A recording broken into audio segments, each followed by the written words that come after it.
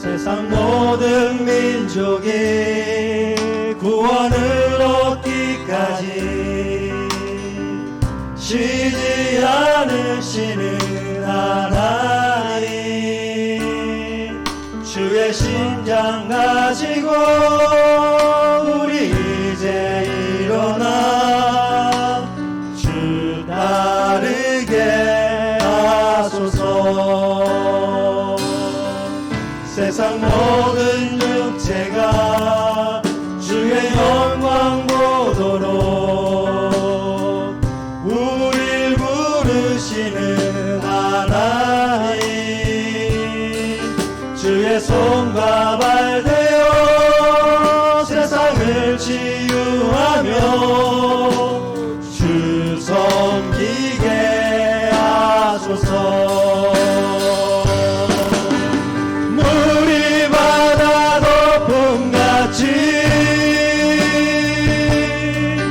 여호와의 영광을 인정하는 것이 온 세상 가득하리라.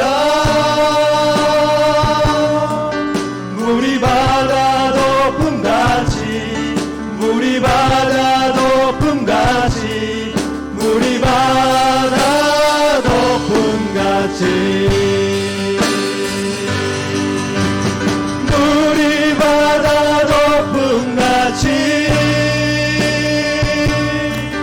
여호와의 영광을 인정하는 것이 온 세상 가득하리라. 물이 바다 덮음같이, 물이 바다 덮음같이, 물이 바다 덮음같이.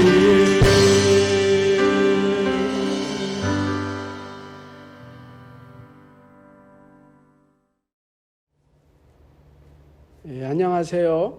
오늘은 선교, 미션에 대해서 생각해 보려고 합니다. 강의 앞부분에서는 제가 이론적으로 선교에 대해서 말씀드리고, 이어서 유동호 집사님께서 세계 선교 현황과 동향에 대해서 말씀을 하실 것입니다. 우리 교회에서 제가 선교에 대해서 많이 말씀하고 강조하는 것이, 제가 선교사 출신이기 때문에 그럴 것이다 라고 생각하는 분들이 있는 것 같습니다. 물론 그런 측면이 있겠죠. 어떻게 보면 제 인생에서 황금기인 30대에 약 10년 동안 중앙아시아에서 선교사로 사역을 하였기 때문에 제 마음과 경험의 중심에 선교가 자리 잡고 있는 것은 어쩔 수 없는 일인 것 같습니다. 하지만 그보다도 제가 선교에 대해서 더 관심을 갖고 강조하는 것은, 영혼 구원과 선교는 하나님의 가장 큰 관심이기 때문입니다. 그리고 성경 전체의 핵심 주제이고 또 예수님의 명령이시기 때문인 것입니다. 우리가 믿고 섬기는 여호와 하나님은 어떤 하나님이십니까? 저는 선교적 하나님, 미셔널 갓이라고 말씀드리고 싶습니다. 인간이 타락한 이후에 하나님의 제일 큰 관심은 인간의 구원입니다. 그리고 창조 질서의 회복이라고 할 수 있습니다. 창세기 12장에 보면 아브라함을 하나님이 부르시는데요. 아브라함과 그의 후손만 복을 주시기 위해서 아브라함을 부르신 것이 아닙니다. 아브라함을 통해서 모든 민족을 복을 주시기 위해서 구원하시기 위한 하나님의 계획이 있으신 것이죠. 창세기 12장 2절 3절에 보면 내가 너로 큰 민족을 이루고 내게 복을 주어 네 이름을 창대하게 하리니 너는 복이 될지라. 너를 축복하는 자에게는 내가 복을 내리고 너를 저주하는 자에게는 내가 저주하리니 땅의 모든 족속이 너로 말미암아 복을 얻을 것이라. 세계 여러 민족 중에서 이스라엘을 택한 것도 이스라엘만을 위해서 그렇게 하신 것은 아니라는 것이죠. 이스라엘을 통해서 열방이 복을 받게 하려는 하나님의 뜻이 있으신 것입니다. 출애굽기 19장 5절 6절 보면 세계가 다 내게 속하였나니 너희가 내 말을 잘 듣고 내 언약을 지키면 너희는 모든 민족 중에서 내 소유가 되겠고 너희가 내게 대하여 제사장 나라가 되며 거룩한 백성이 되리라 하였습니다.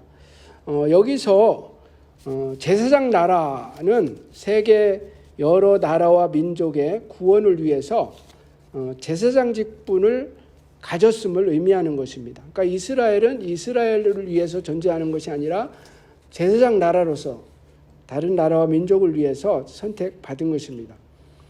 그리고 때가 참에 하나님의 아들 예수 그리스도께서 인간의 몸을 입고 이 땅에 오신 것도 인류 구원의 선교적인 목적이 있으셨던 것입니다. 우리가 잘 아는 요한복음 3장 16절 아마 다 암송하고 계실 텐데요. 이 구절 속에서도 하나님의 뜻은 선교라는 것을 증거하고 있습니다. 하나님이 세상을 이처럼 사랑하사 독생자를 주었으니 이는 그를 믿는 자마다 멸망하지 않고 영생을 얻게 하려 하심이라. 전도와 선교가 하나님의 뜻이라는 것을 잘 나타내주고 있죠. 이 전도와 선교가 하나님의 뜻이라는 것을 알려주는 성경 구절은 너무나 많습니다. 그 중에 두 개만 찾아본다면 먼저 요한복음 6장 40절을 보시면 내 아버지의 뜻은 예수님의 말씀입니다. 내 아버지의 뜻은 아들을 보고 믿는 자마다 여기서 아들은 예수님이죠. 예수를 보고 믿는 자마다 영생을 얻는 이것이니 마지막 날에 내가 이를 다시 살리리라.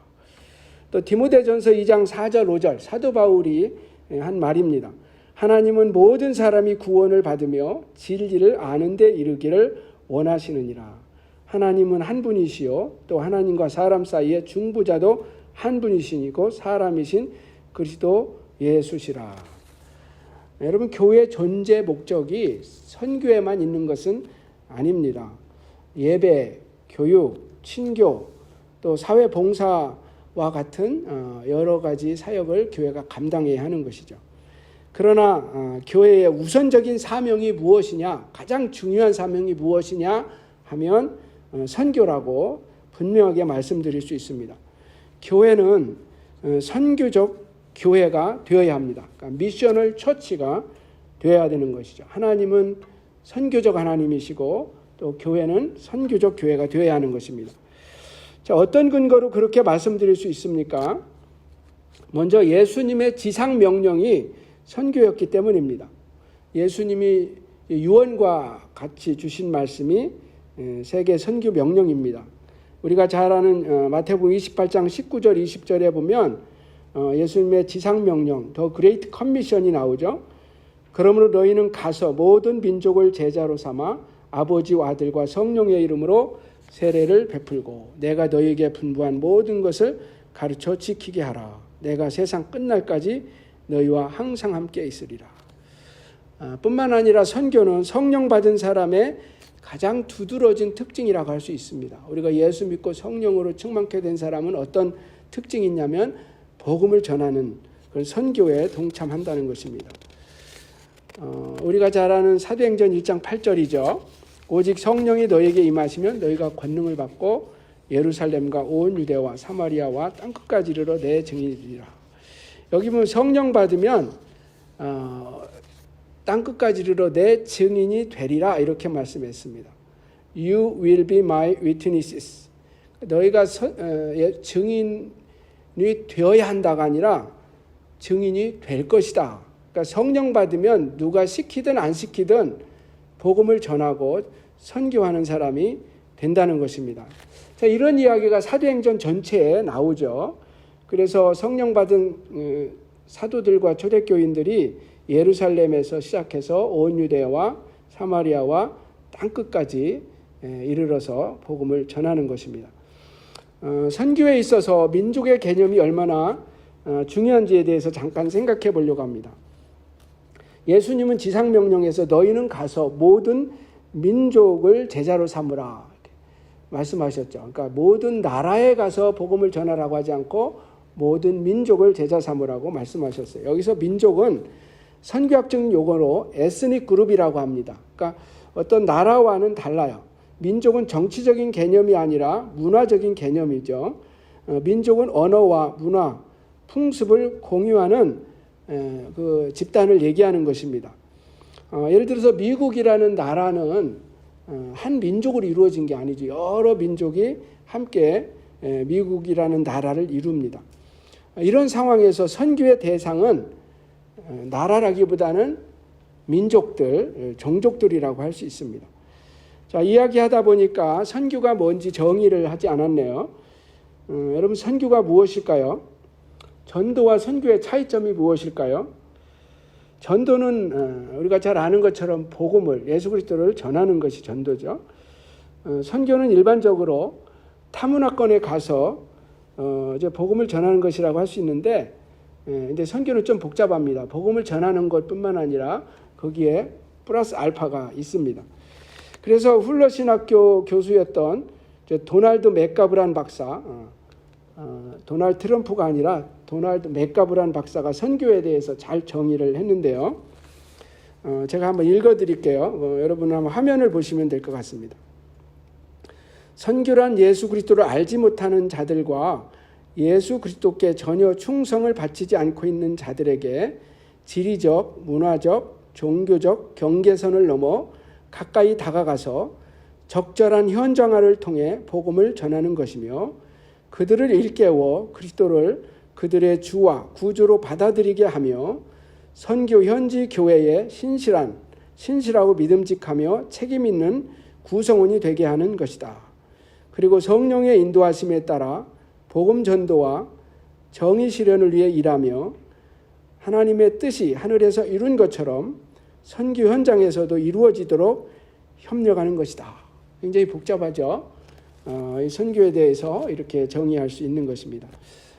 세계 1, 2차 대전을 겪으면서 자유주의 신학에 대한 반발로 복음주의 진영에서는 선교를 복음 전도와 동일시하던 때가 있었습니다. 그러니까 선교하면 다른 나라에 가서 다른 민족에 가서 복음 전하는 것이다 이렇게만 생각한 적이 있었는데 1974년 7월 스위스 로잔에서 열린 세계 복음화 국제대회에서 150개국에서 모인 2,700여 명의 그 복음주의자들이 그 선교 로잔 협약을 만듭니다. 그때 선교에 대해서 새롭게 이제 정의를 하는데 그곳에서 복음주의자들도 이제 복음 전도뿐만 아니라 사회 참여도 선교에 해당한다 이런 얘기를 합니다. 그래서 지금은 예수 그리스도의 이름으로 이루어지는 다양한 활동들을 다 선교에 포함시키고 있습니다. 전통적으로는 성경을 번역하고 복음을 전하고 신학교 사역과 교회 개척 사역을 선교로 보았었는데 지금은 그 외에도 주님의 이름으로 하는 많은 봉사활동들, 의료, 교육, 구제, 사회참여, 방송, 농업, 심지어 비즈니스까지도 주님의 나라를 위해서 한다면 선교 사역에 포함시키고 있습니다. 여러분, 선교는 하나님의 뜻이요 교회의 주된 사명으로서 우리가 주님 오실 때까지 멈추지 말고 해야 될 가장 중요한 교회의 과업인 것입니다. 선교는 주의 재림과 또한 밀접한 관련이 있습니다. 마태복음 24장 14절에서 예수님 말씀하셨습니다. 이 천국 복음이 모든 민족에게 증언되기 위하여 온 세상에 전파되리니 그제야 끝이 오리라. 우리 주님의 재림을 고대하고 기다린다면 우리가 더 열심히 복음을 전해야 하겠습니다. 선교 활동에 참여해야 하겠습니다. 이제 유동호 집사님께서 잘 준비하신 이제 강의를 하실 텐데 선교에 대한 귀한 강의를 들으시면서 우리들의 선교에 대한 시각이 넓어졌으면 좋겠습니다. 우리 유동호 집사님 나오셔서 준비한 강의 해주시겠습니다. 안녕하세요. 유동호 집사입니다.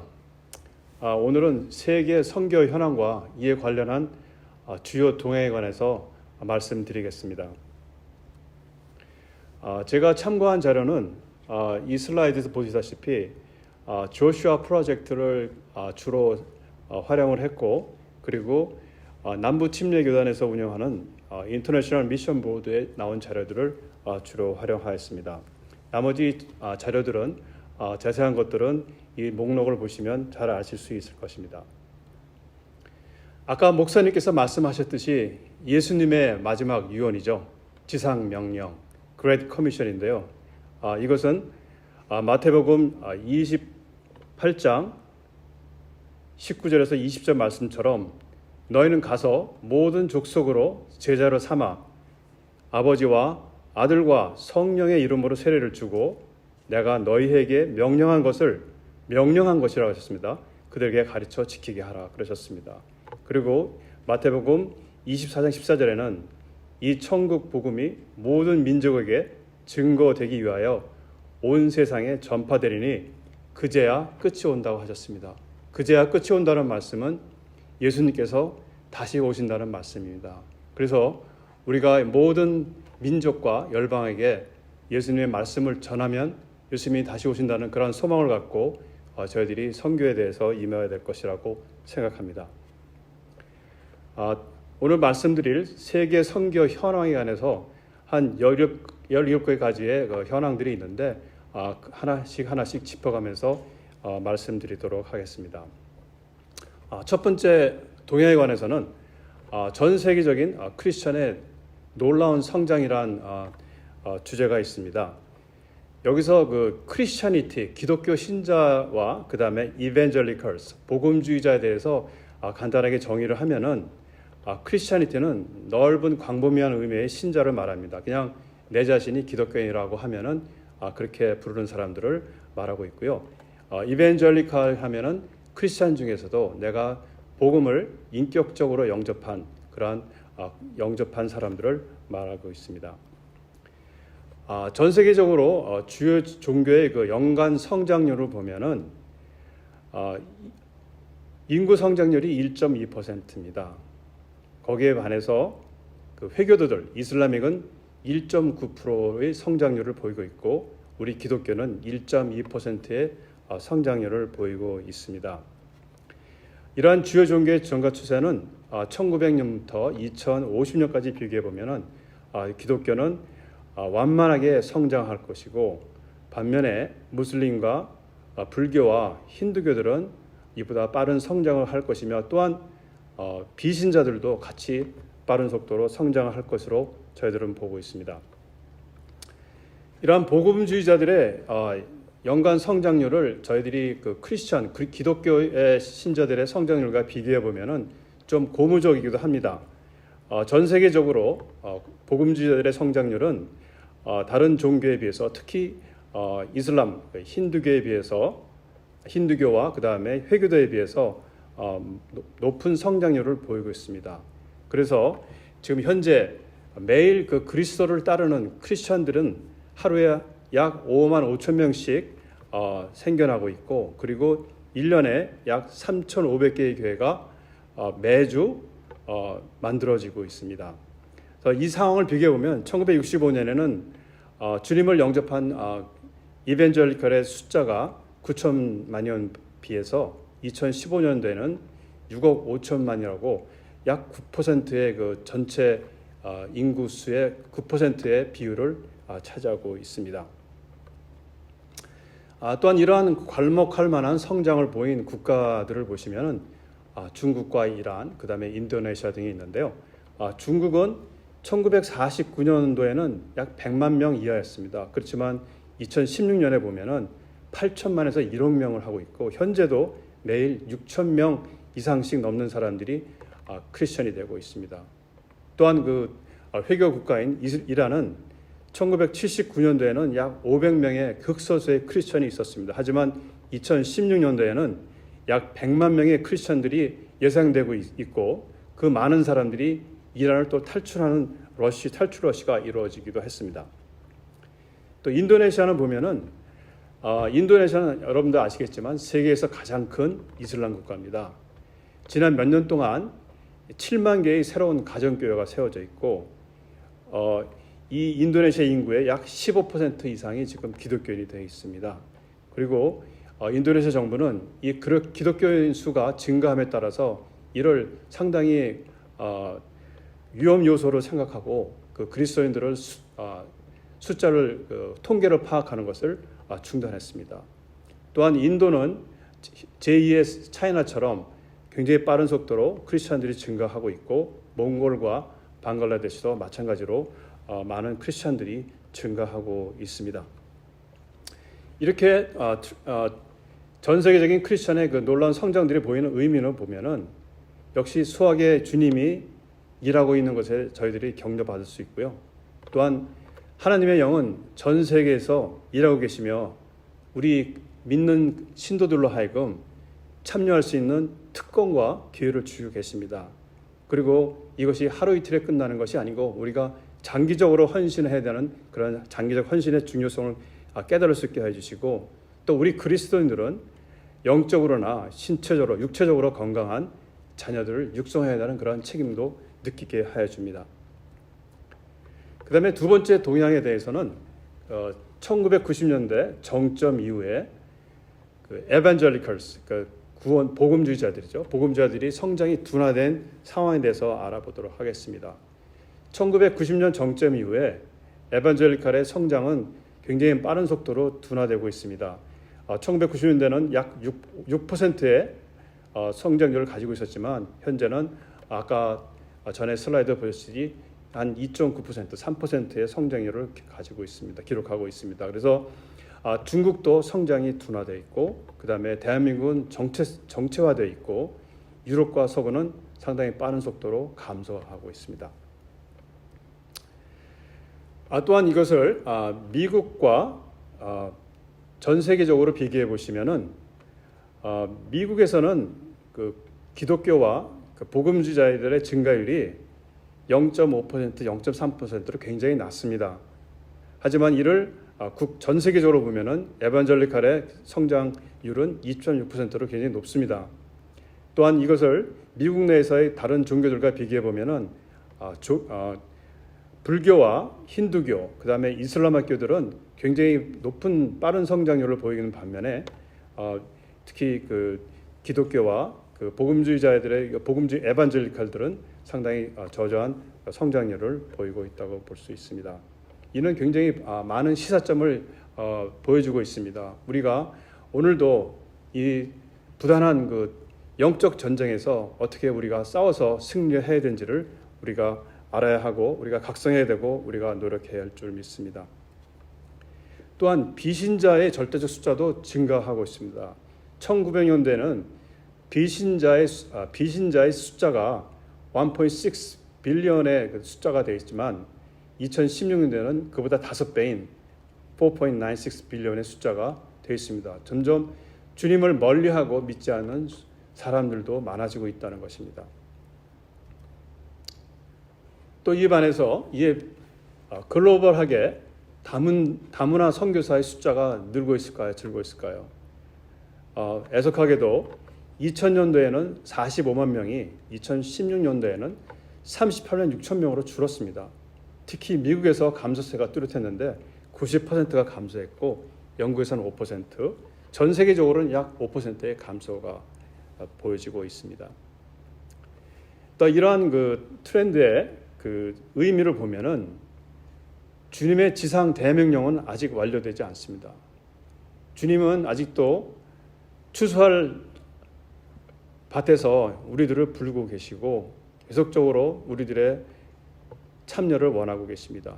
또한 여기서 보듯이 우리가 예전과 같은 방법으로 선교를 하면은 주님의 명령을 끝낼 수가 없습니다. 주님의 명령을 끝나지 않으면 주님이 오시지 않는 것이죠. 그래서 우리가 주님의 명령을 확실하게 끝낼 수 있는 그러한 새로운 방법들에 대해서 우리가 고민을 해야 되고 알아야 되겠습니다. 또한 선교는 교회의 핵심 DNA로 남아서 계속적으로 교회의 핵심 동력이 되어야 할 것입니다. 그리고 교회는 선교 자원을 전략적으로 저희들이 무계획하게 할 게 아니고 전략적으로 투자하고 선정해야 할 것입니다. 특히 애석하게도 미국의 선교 자원은 점점 희소해지고 어려워지고 있는 상황입니다. 그 다음 세 번째 트렌드로서 복음을 접하지 못한 미전도 종족, 미전도 민족에 대한 그 제한된 자원, 이런 타이틀을 가지고 여러분들과 이야기해 보겠습니다. 아까 목사님께서 말씀하셨듯이 전도하지 못한 미전도 종족, 민족들은 몇 명이나 있을까요? 이 미전도 종족이라는 말은 원주민 신자나 선교사, 또 성경, 기독교 자원, 교회가 거의 없는 종족들의 그룹을 말하고 전체의 모든 종족 수는 16,600 종족, 민족이 있습니다. 그리고 아직까지도 주님의 말씀을 영접하거나 받지 못한 민족의 수는 6,700 종족이 있습니다. 약 전체 종족의 40%라고 보고 있습니다. 이제는 이 미전도라는 말은 이제 모든 것에 적용되고 있습니다. 내 이웃, 동료, 내 지역, 또 뉴잉글랜드, 뉴욕, 이 모든 곳이 다 미전도지고 우리가 전도해야 될 대상입니다. 복음을 접할 수 없다는 것은 더 이상 큰 의미를 가지고 있지 않습니다. 또한 선교사님들이 이 미전도 지역에 얼마나 계실까요? 지금 제가 보여드린 이 슬라이드는 1040 윈도우라고 하는 것을 보여주고 있습니다. 1040 윈도우는 위도 10도에서 40도 상에 위치한 지역과 나라들을 말해주고 있는데 이 지역에 가장 많은 민족들과 나라와 또 미전도 종족, 민족들이 살고 있는 지역입니다. 이 지역에 저희들이 파송하거나 또한 주님의 소명을 받고 일하고 있는 선교사님들은 몇 명이나 될까요? 선교사 10명 중에 1명만이 이 지역에 일하고 사역하고 계십니다. 또한 이 지역은 또한 상당히 접근이 제한된 지역이기도 합니다. 또 이 지역에 미전도 종족 6,700 종족들이 살고 있죠. 즉 미전도 종족은 그 모든 종족 6개 종족 중에 5개 종족, 즉 한 90% 정도가 이 지역에 살고 있다고 봅니다. 여러분 보시면 북한도 이 지역의 가장 큰 제1 넘버 1 가장 접근이 어려운 지역으로 모든 선교단체들이 정하고 있죠. 특히 북한과 이런 아랍권, 그 다음에 북아프리카권에 있는 나라와 그 민족들에 대해서 저희들이 열심으로 정말 기도로 그 다음에 열심으로 전 선교를 해야 될 것이라고 생각하고 있습니다. 이 미전도 종족 중 가장 큰 50개의 종족은 한 15억 명이 됩니다. 그리고 이 종족도 이 종족에는 그 복음을 전달할 그 토착 교회가 없으며 특히 더 어려운 상황은 지금이나 10년 전이나 똑같은 상황입니다. 상황이 호전되지도 않고 변하지도 않았습니다. 정말 어려운 상황에서 이 선교 지역을 이 민족들을 알아야 되고 민족들을 선교해야 될 것이라고 생각하고 있습니다. 또한 회교들 중에서도 이 그리스도교로 움직이는 그러한 현상들이 일어나고 있습니다. 이러한 추세에 대해서 현황에 대해서 알아보기로 하겠습니다.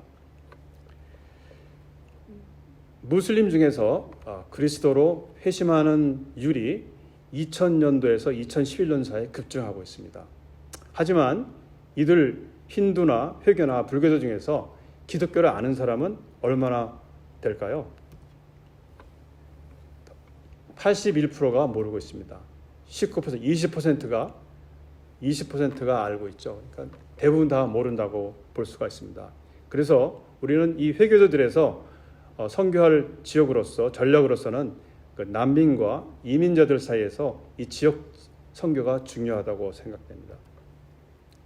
또한 미국과 서구의 그 선교의 그 냉각과 감소로 인해서 기독교의 중심지로 글로벌 사우스가 부상하고 있습니다. 이 글로벌 사우스라 하면은 라틴 국가와 아프리카, 아시아를 말하고 있는데요. 1800년도에는 그 숫자가 그리스도인의 숫자가 1%도 안 됐습니다. 모든 그리스도인들은 유럽과 북미 지역에 있었습니다. 하지만 그 2016년 오늘날에는 남부 글로벌 사우스의 그리스도인의 숫자가 76%, 그 다음에 유럽과 북미의 크리스천 숫자가 24%로 완전히 다른 양상을 보이고 있습니다.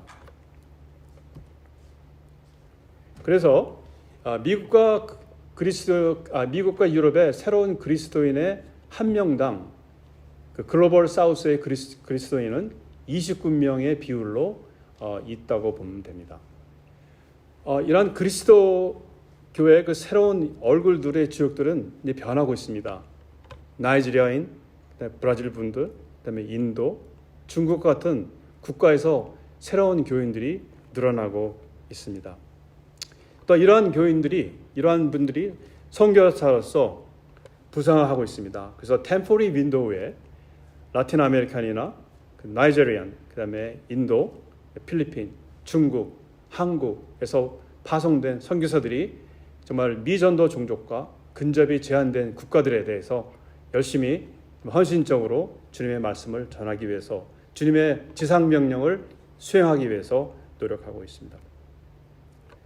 이러한 그 글로벌 사우스의 부상의 의미를 보면은 글로벌 사우스가 이제 받는 국가에서 보내는 국가로 변했습니다. 이는 선교 활동의 하나의 성공 사례로 볼 수가 있고요. 또한 비서구권 이니셔티브와 파트너십이 중요성을 알 수가 있고, 이제 선교는 이제 국제적으로 혼성된 팀으로 해야 된다는 것을 우리가 알 수가 있고 시사하고 있습니다. 또한 글로벌 사우스의 지도자들이 그 대표성의 목소리를 가지게 되고 있고, 우리가 목회하는 모든 교인들에게 선교의 비전을 개발하는 그러한 중요성과 책임감을 일깨워주고 있다고 볼 수가 있습니다. 또한 고무적인 하나의 그 추세로서 성경 번역의 가속화가 이루어지고 있다는 것입니다. 이 성경 번역 상황을 보시면은 약 1,800의 언어가 앞으로 번역을 시작을 해야 됩니다. 나머지는 이미 번역되었거나 아니면 신약만 번역되었거나 지금 번역 중이거나 하는 것들이 남아 있습니다. 제가 소개하고 싶은 비전 25라는 프로젝트는 2025년도까지 모든 언어로 성경을 번역하는 것을 마치거나 시작을 해야 된다는 그러한 비전을 갖고 있는 운동이며, 특히 2000년도부터 이 운동이 본격화가 돼서 2025년도에는 결실을 맺자하고 하는 그러한 운동입니다. 특히 이제 여러분도 아시겠지만 IT의 커다란 발전, 그 다음에 인공지능의 커다란 발전으로 인해서 그 새로운 번역 방법, 특히 그 트랜슬레이션 앱들이 많이 개발되고 있습니다. 이러한 새로운 번역 방법과 기술, 그다음에 크라우드 소싱 기술과 이런 것들이 가속화돼서 옛날에는 이 성경 특히 신약을 번역할 때 초안이 20년에서 25년 걸렸습니다. 번역할 때. 그렇지만 지금은 2에서 3년밖에 안 걸립니다. 너무나 빠른 속도로 이 번역이 급진화되고 있습니다. 또한 더한 것은 성경에는 저작권이 없습니다. 그렇죠. 그래서 이제는 피할 수 없는 하나의 불가피한 저희들의 사명이 됐고, 이 일을 2025년까지 마치기 위해서 이 프로젝트를 열심히 수행하고 있다고 봅니다. 그래서 이 성경 번역의 가속화의 의미를 보면은 성경 번역은 2025년까지 성경 번역이 필요한 모든 언어로 시작될 수 있고, 이제 이것을 이룰 수 있는 이 시대의 첫 세대라고 봅니다. 그래서 주님의 지상 명령 중 하나를 컴플리션할 수 있는, 맞출 수 있는 그러한 하나의 계기가 될 수가 볼 수 있고, 또한 그 IT에 일하고 있고 기술 쪽에 일하고 있는 많은 그 크리스찬 인력들이 이런 주님의 지상 대명령에 참여할 수 있는 좋은 기회로 여겨지고 있습니다. 오늘 사실 제가 얘기하고 싶은 것 중에 하나인 그 새로운 트렌드 있는데요. 지역 교회와 선교 기관과 국제 파트너 기관과의 관계 변화에 대한 추세에 대해서 오늘 알아보기로 하겠습니다. 지금까지 저희 교회도 마찬가지고 모든 교회들이 이러한 전통적인 트렌드로 주님의 사역을 감당했습니다. 선교 사역을 감당했습니다. 즉 교회가 선교 단체를 후원하고, 그러면 선교 단체는 그 선교지에서 주님의 선교 사역을 감당하게 됐습니다. 그래서 이 선교 단체는 교회를 파트너보다는 사실상 인력과 어떤 기금의 그 리소스로 생각하고 있습니다. 또한 다른 하나의 트렌드는 특히 큰 교회들이죠. 메가 처치들은 직접 그 선교 기관과 교단, 외국 파트너를 우회해서 직접 그 선교사들과 그 다음에 자금들을 선교에 직접 보냅니다. 이로 인해서 아까 말씀드린 전통적 트렌드의 그 선교 방법과 직접 선교하는 트렌드들이 서로 선교지에서 충돌하고 있는 그러한 양상도 보이고, 또한 효과적으로 아직도 전달하지 못한 미전도 종족이 있는 지역에 접근이 어려운 경우가 있습니다. 그래서 지금 현재 추진되고 있는, 생각되고 있는, 하고 있는 선교 트렌드는 파트너십 선교 트렌드입니다. 이는 로컬 교회와 현지 교회, 여기 있는 교회와 그 다음에 그 선교 단체들이 연합을 해서 파트너십을 가지고, 그 다음에 선교의 리소스들과 그 다음에 그들이 가지고 있는 네트워킹을 합하여 그 선교지에 가까운 교회들을 후원함과 파트너십을 맺으면서 그 미전도 지역과 종족들에게 전도하는 하나의 그런 새로운 트렌드라고 볼 수 있고, 특히 팬데믹으로, 특히 코로나 이후에 새로운 그 변화된 그 상황에서 이러한 그 파트너십 트렌드가 앞으로도 굉장히 그 효과적인 그 선교 추세로, 선교 전략으로 여겨질 거라고 생각을 하고 있습니다. 물론 이렇게 하기 위해서는 그 복잡하고 어렵습니다. 그리고 많은 기관과 신뢰를 구축해야 되고, 또 파트너십을 관계를 가져야 됩니다. 하지만 이것은 선교지 교회에 힘을 실어주고, 또한 결과에 집중할 수 있고, 또한 이 선교에 많은 영향력을 줄 수 있는 전략임을 알 수가 있습니다. 그래서 사실은 우리 교회도 이러한 파트너십 선교 모델을 전략으로 고려하고 한번 추진해 볼 생각할 가치가 있다고 생각됩니다. 그래서 이러한 그 파트너 관계의 그 변화의 의미는, 그리스도의 지상 명령은 누구도 혼자 성취하기는 어렵습니다. 그래서 이것을 함께 하지 않으면 안 됩니다. 나만 하면 안 됩니다. 같이 해야 됩니다. 그리고 그 파트너십과 진정한 협력이 이제 새로운 뉴 노멀이 됐다고 인식을 하며, 이러한 뉴 노멀에 따른 새로운 선교 전략을 수립해야 합니다. 그래서 이게 함께 일하는 그런 그리스도의 몸을 보여주어야만 합니다. 이제 여러분과 나누고 싶은 것은 북미 선교사들의 역할의 변화입니다. 애석하게도 이제 북미의 선교 역할이 끝났다는 것을 많이 암시들 하고 있습니다. 그리고 북미의 교회들은 인력을 보내는 것은 비효율적으로 생각하고 있고, 그저 재정 지원만 담당하자 하는 것으로 생각을 하고 있습니다. 또한 미국 자체에 너무 많은 문제로 인해서 과연 누가 이 사역을 감당해야 할 것이냐 하는 것이 정말 앞으로의 큰 문제고 큰 고려점이라고 생각할 수 있습니다. 그래서 이를 타개하기 위해서는 그 협력적인 동등한 파트너십이 요구되고, 또한 서구 및 글로벌 사우스 선교의 노력의 중요성이 요구되면서, 또 서구에서 이미 개발된, 이미 쌓은 전문 지식과 교육과 혁신을 알아야 합니다. 또한 글로벌 사우스에서 가지고 있는 그 열정, 또 인력, 문화적 근접성들을 하나의 새로운 무기로 접근해야 될 것으로 알고 있고요. 그 다음에 이 글로벌 사우스 선교가 초기 단계에 있습니다. 그래서 이 글로벌 사우스는 여전히 서구로부터의 그 경험과 또 실수들을 배워서 정말 주님의 사역을 충분히 감당할 수 있도록 해야 할 것입니다. 다음 글로벌 그 선교에 영향을 미치는 다른 동향들은 자세하게 슬라이드에 설명되어 있습니다. 제가 오늘 또 여러분들과 나누고 싶은 것 중에 하나는 구슬운동, 오버 무브먼트라고 그러는데요.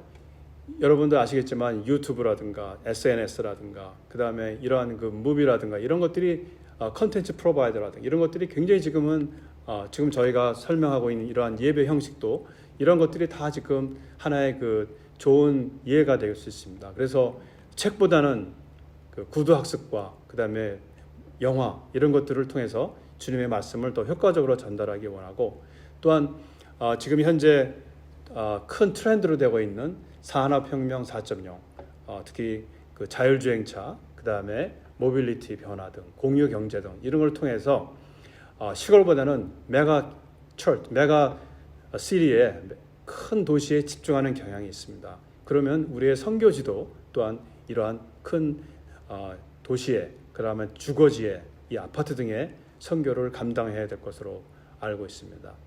또한 미국에는 많은 그 다민족들이 살고 있습니다. 그러한 다민족 선교에 대해서 새로운 관심과 전략을 가지고 그 민족들이 또 그 자기네 자국 민족에게 선교하는 그러한 형태의 선교 전략을 세울 필요가 있습니다. 또한 또 어려움을 가지고 있는 것 중에 하나가 그 세계에 대한 전 세계의 그 세계의 모든 다양한 그 문화와 또 그들의 그 인정하는 죄에 대한 인식이 다른 것들입니다. 그것을 이해하는 것들이 중요하고, 또한 2015년도에는 기독교의 박해가 현대사 중에서 최악의 해가 되었습니다. 이 그리스도인의 박해가 점점 더 극적으로 증가하고 있어서 정말 이에 대한 대책도 시급합니다. 네, 그러면 이제 마지막으로 한 가지 예를 여러분들과 나눠보고자 합니다. 코카콜라 여러분들 아시죠? 코카콜라의 회사의 비전을 여러분과 쉐어해보고 싶습니다. 코카콜라는 그 비전이 A can of Coke in the hand of every person on the planet. 모든 세상의 사람들에게 코카콜라 한 병씩을 갖게 한다. 이것이 회사의 비전입니다. 이 비전은 can of Coke를 우리 하나님의 말씀, 예수님의 말씀으로 우리가 바꿔놓을 수가 있죠. 그러니까 우리는 예수님의 말씀을 모든 세상 사람들, 민족들에게 전해야 한다 하는 것과 같게 되겠죠.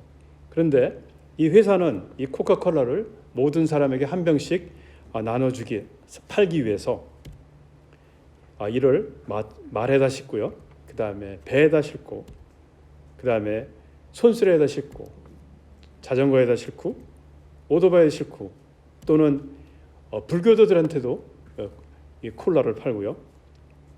이래서 세상의 모든 종교와 지역과 사람들에게 콜라를 팔기 위해서 열심히 하고 있죠. 그런데 저희들은 어떻게 해야 되죠?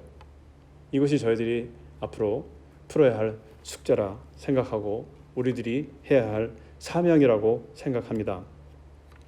그래서 결국은 예수님께서는 우리 모든 사람들, 모든 민족들, 모든 종족들이 주님께 찬양하고 예배하기를 원하십니다. 이 날이 되면은 예수님께서 우리를 보러 다시 내려오실 겁니다. 이제 2000년 전에 예수님께서 지상 명령을 하셨는데 2000년이 지났습니다. 아마 시간이 너무 많이 지난 것 같기도 하고, 또 우리가 이미 추수된 밭 속에서 일을 하고 있다고 생각이 듭니다. 이런 어떠한 어전시 속에서 여러분들 우리가 모두 같이 선교 사역에 열심히 해야 될 것이라 생각됩니다. 감사합니다. 네, 유동호 집사님 강의 잘 들으셨죠? 아마 새로운 선교에 대한 새로운 것들 많이 배우셨다고 생각이 돼요. 텐퍼리 윈도우, 글로벌 사우스, 미전도 언리치드 피플 이런 용어들도 배우셨을 텐데, 여러분 선교는 하나님께서 가장 관심을 갖는 일이시고 또 아직 끝나지 않는 과업이죠. 하나님의 열심으로 이루시겠지만 하나님은 저와 여러분을 통해서 또 이 시대의 교회를 통해서 이루신다고 생각을 합니다. 하나님의 선교에 동참하는 일을 하나님이 얼마나 기뻐하실까요?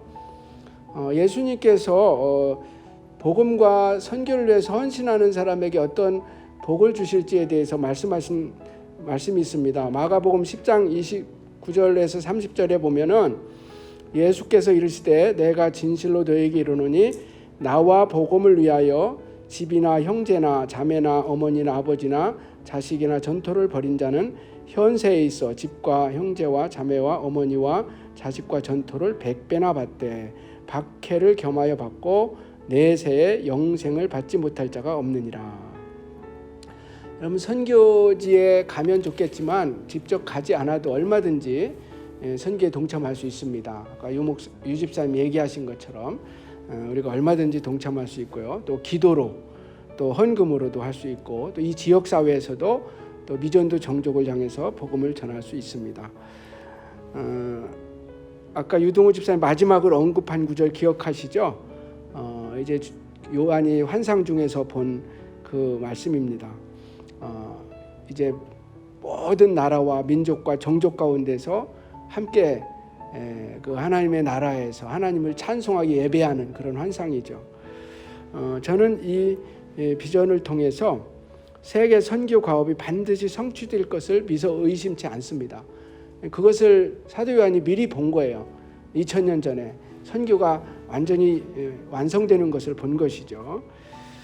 사도 요한의 이 환상처럼 이제 머지않아 세계 모든 민족들에게 복음이 전파되고 함께 하나님을 예배할 날이 올 것입니다.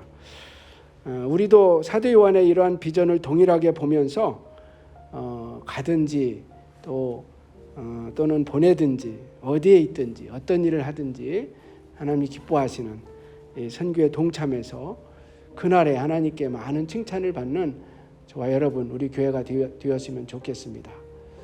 우리 잠깐 기도하고 마치겠습니다. 열방을 사랑하시고 모든 민족을 구원하시길 원하신 하나님, 이 시대에 또 저희들을 사용하기를 원하시는 하나님, 우리 교회가 이러한 하나님의 뜻에 순종하는 교회가 되게 하여 주시옵소서. 오늘 유 집사님의 강의를 통해서 들은 것들, 배운 것들을 우리가 잘 적용하게 하여 주시고, 그래서 이 시대의 많은 열매로 하나님을 기쁘시게 하는 우리 모두가 되게 하여 주옵소서. 감사드리며 주 예수님의 이름으로 기도하옵나이다. 아멘.